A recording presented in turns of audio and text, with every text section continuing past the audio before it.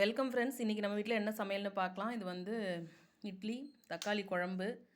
இது வந்து எல்லா காயும் போட்டு கூட்டு, மொச்சக்காய், அப்புறம் துவரம்பருப்பு, கேரட்டு, பீன்ஸ் எல்லாம் போட்டு கறி கூட்டு மாதிரி இது ஒரு கூட்டு. இதுக்கு என்ன அப்படின்னா தெனை பொங்கல் தான் செஞ்சுருக்கோம். இது எப்படி செய்கிறதுன்னு பார்க்கலாம். தெனை பொங்கல் வந்து ரொம்ப உடம்புக்கு நல்லது. நம்ம வந்து சிறுதானியத்தில் வாரத்தில் ஒரு நாளோ இல்லை மத்தியான நேரத்தில் நம்ம சேர்த்துக்கலாம். இதை சாத்துக்கு பதிலாக, அரிசி சாப்பாட்டுக்கு பதிலாக தெனை வந்து ஒரு டம்ளர் எடுத்துக்கணும். ஊரெல்லாம் வைக்க வேண்டாம். அரை டம்ளர் பாசிப்பருப்பு. தெனை வந்து கொஞ்சம் தண்ணி நிறையா வந்து விட்டோம்னா ஒரு மாதிரி ஆகிடும், வேகாது. அதனால் நீங்கள் வந்து பாசிப்பருப்பு வந்து நிறையா போட்டுக்கோங்க. அரை டம்ளர் போட்டுக்கோங்க.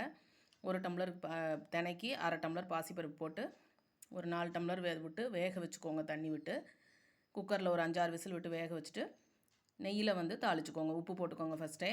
நெய்யில் வந்து கருவேப்பிலை, மிளகு, ஜீரகம், முந்திரி பருப்பு வேணால் போட்டுக்கலாம். இஞ்சி போட்டு தாளிச்சிருக்கேன். இதுதான் இன்றைக்கி நம்ம வீட்டில் லஞ்சு. ஸோ தேங்க்ஸ் ஃபார் வாட்சிங்.